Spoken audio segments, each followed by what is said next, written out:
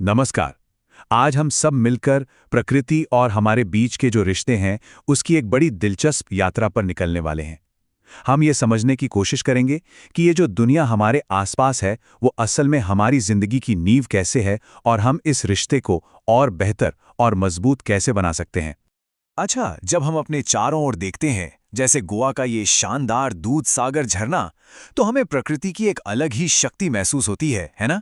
ये एक ऐसी दुनिया है जो हमसे पहले भी थी और अपने आप में खुद में ही पूरी है।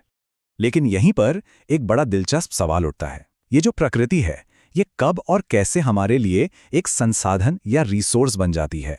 वो कौन सा पल है जब एक पेड़ सिर्फ एक पेड़ न रहकर लकड़ी बन जाता है, या नदी का बहता पानी सिर्फ पानी न रहकर बिजली बनाने का एक जरिया बन जाता है?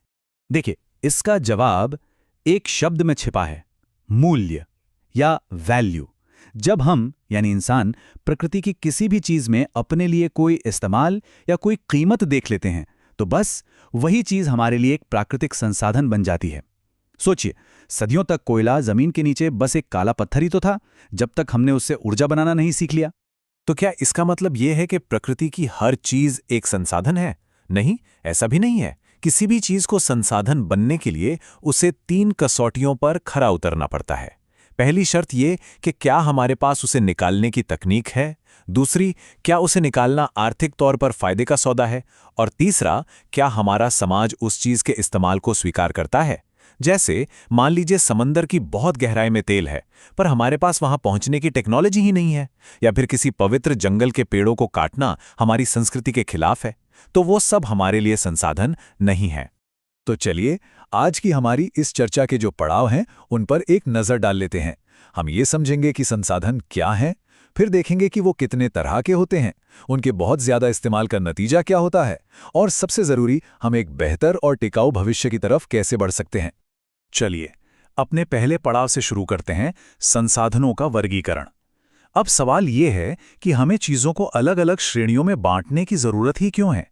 वो इसलिए क्योंकि जब हम चीज़ों को ठीक से व्यवस्थित करते हैं तो हम उन्हें बेहतर ढंग से समझ पाते हैं, और हाँ, उनका मैनेजमेंट भी ज़्यादा असरदार तरीके से कर पाते हैं। अगर हम मोटे तौर पर देखें तो प्राकृतिक संसाधनों का हम 3 मुख्य तरीकों से इस्तेमाल करते हैं। पहला तो वो चीज़ें जो जिंदगी के लिए बेहद ज़रूरी हैं, जैसे कि हवा, पानी और खाना। दूसरा, सामान बनाने के लिए, जैसे लकड़ी, संगमरमर या धातुएं। और तीसरा, ऊर्जा यानी एनर्जी के लिए, जैसे कोयला, बहता हुआ पानी या फिर सूरज की रोशनी। लेकिन इन सब में जो सबसे जरूरी वर्गीकरण है वो है नवीकरणीय और अनवीकरणीय संसाधनों के बीच का, मतलब रिन्यूएबल और नॉन रिन्यूएबल। इसे ऐसे समझिए कि रिन्यूएबल संसाधन एक ऐसे बैंक खाते की तरह हैं जिसमें ब्याज जुड़ता रहता है, जैसे सूरज की रोशनी या जंगल। वहीं नॉन रिन्यूएबल संसाधन एक ऐसी तिजोरी की तरह हैं जिसमें से आप सिर्फ पैसे निकाल सकते हैं, जमा नहीं कर सकते, जैसे कोयला या पेट्रोल। अब देखिए, रिन्यूएबल संसाधनों के साथ ना एक अदृश्य सौदा जुड़ा हुआ है। शर्त यह है कि हम उनका इस्तेमाल उसी रफ्तार से करें जिस रफ्तार से प्रकृति उन्हें दोबारा बना सकती है। मिसाल के तौर पर, बढ़ते तापमान की वजह से हिमालय के ग्लेशियर जितनी तेजी से पिघल रहे हैं, उतनी तेजी से बर्फबारी उनकी भरपाई नहीं कर पा रही। तो ये उस कुदरती सौदे का सीधा सीधा उल्लंघन है। और जब बात नॉन रिन्यूएबल यानी अविकरणीय संसाधनों की आती है तो मामला और भी गंभीर हो जाता है। एक अनुमान है कि जिस रफ्तार से हम आज कोयले का इस्तेमाल कर रहे हैं, उस हिसाब से भारत के कोयले के भंडार सिर्फ अगले 50 सालों तक ही चल पाएंगे। ये आंकड़ा हमें सोचने पर मजबूर करता है। 50 साल बाद क्या होगा? अब हम ये देखते हैं कि जब संसाधनों का मैनेजमेंट, उनका प्रबंधन गलत हो जाता है तो असल में होता क्या है। इसके लिए चलिए पंजाब के भूजल संकट की कहानी को समझते हैं, जो हमें दिखाती है कि कैसे एक वरदान एक अभिशाप में बदल सकता है। ये कहानी शुरू होती है 1960 के दशक में हरित क्रांति के साथ। पंजाब में ज्यादा पैदावार देने वाली फसलें लाई गईं, जिन्हें पानी की बहुत ज्यादा जरूरत थी, और इसे बढ़ावा देने के लिए मुफ्त बिजली जैसी नीतियां बनाई गईं, जिससे किसानों ने बिना सोचे समझे जमीन से पानी निकालना शुरू कर दिया। नतीजा आज हमारे सामने है। पानी का लेवल खतरनाक रूप से नीचे चला गया है, और जो बचा है वो केमिकल वाले खादों से जहरीला हो गया है। ये चार्ट देखिए, ये समस्या की गहराई को साफ साफ दिखाता है। पंजाब का करीब करीब 80% इलाका अति दोहित या ओवर एक्सप्लॉइटेड कैटेगरी में है। अगर सीधी भाषा में कहें तो हम उस बैंक से पैसे निकालने की रफ्तार जमा करने की रफ्तार से कहीं ज़्यादा कर चुके हैं, और ये एक ऐसा बैंक है जो जल्द ही दिवालिया हो सकता है। लेकिन हर कहानी का एक दूसरा पहलू भी तो होता है। तो अब हम एक संकट की कहानी से एक उम्मीद की कहानी की ओर चलते हैं। ये कहानी है सिक्किम की, जिसने ऑर्गेनिक यानी जैविक खेती को अपनाकर एक पूरी तरह से नया रास्ता दिखाया है। और ये बदलाव किसी बड़ी फैक्ट्री या लैब में नहीं, बल्कि पेमा जैसे आम परिवारों के साथ जमीनी स्तर पर शुरू हुआ।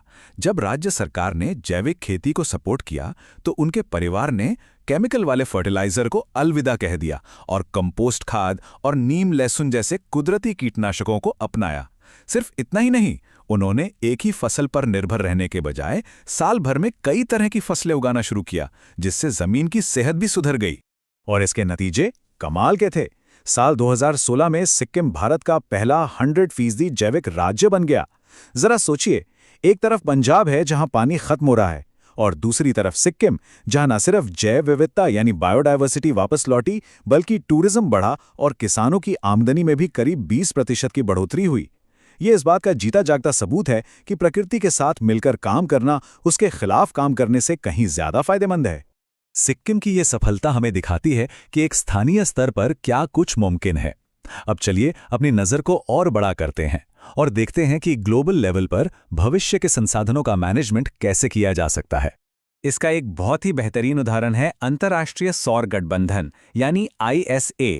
देखिए, ये सिर्फ एक संगठन नहीं बल्कि एक वैश्विक आंदोलन है जो हमारे सबसे बड़े रिन्यूएबल संसाधन यानी सूरज की शक्ति का इस्तेमाल करने के लिए पूरी दुनिया को एक साथ ला रहा है। साल 2015 में भारत और फ्रांस की पहल पर शुरू हुआ ये गठबंधन उन सभी देशों को एक प्लेटफॉर्म पर लाता है जिन्हें कुदरत ने भरपूर धूप का वरदान दिया है। इसका मकसद है सोलर एनर्जी की तकनीक को सस्ता और आसान बनाना। भारत इसमें सिर्फ एक सदस्य नहीं है, बल्कि एक लीडर की भूमिका निभा रहा है।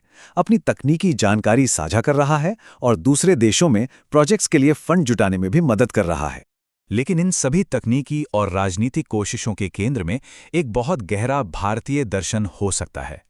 भगवद गीता में एक शब्द आता है, लोक संग्रह, जिसका सरल सा मतलब है अपने निजी स्वार्थ से ऊपर उठकर सारी दुनिया की भलाई के लिए काम करना।